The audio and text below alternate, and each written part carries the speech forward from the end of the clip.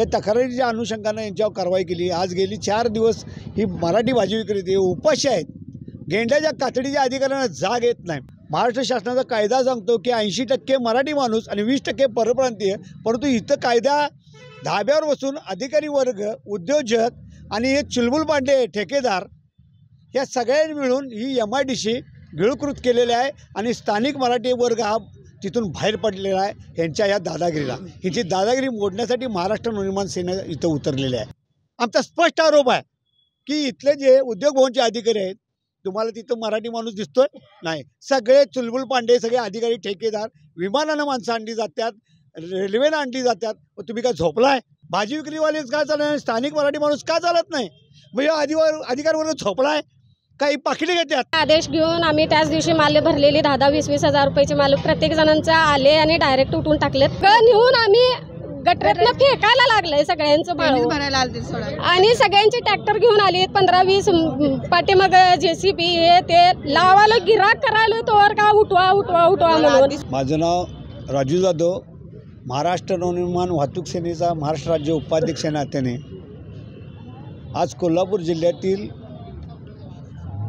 भाजी विक्रेते गोकुळशिरगाव MIDC मधील गेली 5 वर्षे गुण्यागोविंदाने तिथं व्यवसाय करतात। गेली कित्येक वर्ष तिथं व्यवसाय चालू आहे, परंतु 2-3 वेळा तोडगा पडल्यानंतर आम्हाला कायमस्वरूपी एक जागा दिली आणि त्या जागेवर व्यवसाय चालू असताना या अधिकार वर्गाला काय झालं कोणास ठाऊक, अचानक कुणी तक्रार केली। त्या तक्रारीच्या अनुषंगानं यांच्यावर कारवाई केली। आज गेली 4 दिवस ही मराठी भाजी विक्रेते उपाशी आहेत। गेंड्याच्या कातडीच्या अधिकाऱ्यांना जाग येत नाही। यासाठी महाराष्ट्र नवनिर्माण सेनेचं अभिनव पद्धतीनं आंदोलन केले। आज 80% परप्रांतीय हे कोल्हापूर जिल्ह्यात आणि कोल्हापूर या MIDC मध्ये आहेत। महाराष्ट्र शासनाचा कायदा सांगतो की 80% मराठी माणूस आणि 20% परप्रांतीय, परंतु इथं कायदा धाब्यावर बसून अधिकारी वर्ग, उद्योजक आणि हे चुलबुल पांडे ठेकेदार या सगळ्यांनी मिळून ही MIDC गिळकृत केलेली आहे आणि स्थानिक मराठी वर्ग हा तिथून बाहेर पडलेला आहे। यांच्या या दादागिरीला, हिची दादागिरी मोडण्यासाठी महाराष्ट्र नवनिर्माण सेना इथं उतरलेली आहे आणि ह्या अधिकाऱ्यांना जाग आणल्याशिवाय आहे त्या ठिकाणी मराठी माणसाची आमची भाजी मंडई बसवल्याशिवाय महाराष्ट्र नवनिर्माण सेना स्वस्थ बसणार नाही। आणि ह्या परप्रांतीय ठेकेदारांना जे लाड चालल्यात आणि इथं जे उद्योग चालल्यात यांना पळून राहिल्याशिवाय, लावल्याशिवाय आम्ही स्वस्थ बसणार नाही आणि यांना न्याय दिल्याशिवाय आज इथून हलणार नाही। आमची भूमिका एकच आहे की मराठी माणूस जगला पाहिजेत, परप्रांतीयासाठी MIDC काढल्या नाहीत। स्थानिक शेतकरी वर्गाने, इथं जे स्थानिक शेतकरी वर्ग आहेत हिने आपल्या जमिनी कवडी मोल दराने या शासनाला दिल्यात का तर उद्योग जगला पाहिजेत आणि उद्योजक मराठी माणसासाठी जगला पाहिजे, यासाठी उद्योगधंदे उभा केल्यात। परंतु हे उद्योगधंदे हे आमच्या स्थानिक मराठी माणसाला मिळत नाही आहेत। हे स्थानिक मराठी राहिला बाजूला, इथं 80% परप्रांतीय आलेले आहेत UP बिहारमधून। म्हणजे व्यवसाय काढल्यात कोणासाठी, जागा घेतला कोणासाठी आणि आमची मराठी उद्योजक या ठिकाणी आज साधी भाजी विक्री करताना तुम्हाला अडचण होत्या, त्रास होतोय, मग परप्रांतीय तुम्हाला कसे चालतात? भाजी विक्रीवालेच का चालत नाही? स्थानिक मराठी माणूस का चालत नाही? मग या अधिकार वर्ग झोपलाय? काही पाकिटे घेतात? आमचा स्पष्ट आरोप आहे की इथले जे उद्योग भवनचे अधिकारी आहेत, तुम्हाला तिथं मराठी माणूस दिसतोय नाही, सगळे चुलबुल पांडे, सगळे अधिकारी ठेकेदार, विमानानं माणसं आणली जातात, रेल्वेनं आणली जातात। तुम्ही काय झोपलाय? मग हे हलवण्यासाठी महाराष्ट्र नवनिर्माण सेना आमच्या स्थानिक मराठी माणसाला न्याय देण्यासाठी राजसाहेब ठाकरे यांच्या या भूमिकेला आणि राजसाहेबांच्या आशीर्वादानं आज स्थानिक मराठी माणूस जगवायचं काम महाराष्ट्र नवनिर्माण सेना करत राहणार आणि ह्यांना आम्ही धडा शिकल्याशिवाय राहणार नाही। आणि आमच्या मंडईत आम्ही रोज भाजी विकून खातोय।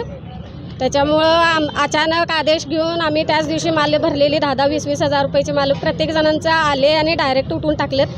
त्यामुळं आम्ही ते माळवं विकायचं कुठं आणि जायचं कुठं? सगळं नेऊन आम्ही गटरातनं फेकायला लागलंय सगळ्यांचं माल भरायला आलते सोडा आणि सगळ्यांचे ट्रॅक्टर घेऊन आले 15-20 पाठीमाग JCB हे ते लावायला गिराक करायला तोवर का उठवा म्हणून। सूचना दिल्या नाही, काय नाही, अधिकाऱ्याने आम्हाला सांगितलं नाही। मग काय करायचं, कसं करायचं? आम्हाला आमचं भाजी मंडई चालू व्हायलाच पाहिजे काहीही करून। साहेब आम्ही कुठं कचरा टाकत नाही, कुठं काय टाकत नाही। आम्ही रोज संध्याकाळी 3 वाजता बसलो तर 9 वाजेपर्यंत आमचा व्यापार करतो। आम्ही गरीब लोक काय खायचं? आमचं बुधवारचं माल अजून कुजत बसला हाय, बुधवार बसलं माल तसंच पडलाय। सगळं आम्ही टाकून दिला कचरा गुंडी, त्याची भरपाई सगळं आणलं, आमचा सगळा पास झाला। अचानक यांनी सांगितल्यावर आम्ही तर काय करायचं, कुठं टाकायचं? हां, यांनी काय आम्हाला भाजी मंडळ आम्हाला पहिला सांगितलं काय उठाय पाहिजे, तुम्ही जायला पाहिजे. आम्ही सूचना दिली असती तर आम्ही बसले नसतं ना. माल आणलं नसतं, कुणाकडे गाडी नाही बरं, आम्ही काय तर त्यांचं विचारलं असतं साहेबांनी, असं ना का आम्हाला उठवा लागल्यात, आमची तक्रार काय आहे? हां, आमचं आम्ही एकजुटीनं सगळीजणच आम्ही जर लावून जरा ऐकून आपलं पोट भरतो. आम्ही आमची एमआयडीसी शेती गेल्या सगळीकडं, आमच्या एमआयडीसीतलं गेलेले आम्ही तिथं कायम जाऊन बसतोय. काय त्यांच्याकडे काय मागाले, काय त्यांच्या दारात बसून रोडला आम्ही ऐकून खातोय. आमची काय चुकी असली तर बी सांगू द्यात, का आम्हाला उठवायचं? आम्हाला भाजी मंडई पाहिजे, तिथंच पाहिजे, ही आमची विनंती आहे साहेब. आमच्या मुलांचं शिक्षण लता विनोद खबाले, राहणार नेरली. अचानकच आम्हाला त्या दिवशी उठवलं, सगळं माल नेऊन टाकायची वेळ आली. एवढं सगळं दिवसभर काढून दमलो. 4-5 वाजेपर्यंत 5ला आली आणि लगेच उठवून लावून दिलेत आम्हाला. आम्ही हे माळवं सगळं करायचं काय? आम्हाला अगोदर पण सांगितलं असतं तर आम्ही काढलं तर नसतं ना. अचानक उठवलं, न्यायचं तर कशानं? रिक्षा तर बोलवायला पाहिजे. अचानक उठवलं, आम्ही करणार काय? ट्रॅक्टर बोलवल्यात, JCP बोलवल्यात. नाही तर आम्ही रिक्षात ट्रॅक्टर टाकतो, JCP घेऊन आलेली. असं आम्ही काय करायचं? अचानक काय करायचं? आमच्या नेऊन टाकू वाटतंय काय, नेऊ वाटतंय काय? सांगा ते. न्यायचं तर कसं? पोलीस आमची एवढीच इच्छा आहे की आम्हाला आहे त्या जागेवर आम्हाला मिळाली पाहिजे. एवढीच इच्छा आहे. दुसरं काय नाही. आता रानातला माळव करायचं काय? आमची तक्रार नाहीये. भाजी मंडई किती 3:30ला येणार, 8ला ज्याच्या तिच्या घरी जातोय आम्ही सगळी. त्याच्यामुळे त्यांना काय त्रास नाहीच आहे हो. अशाच नवनवीन अपडेट्ससाठी डिजिटल कोल्हापूर चॅनेलला सबस्क्राईब करायला विसरू नका. आमच्या फेसबुक, इन्स्टालाही नक्की फॉलो करा.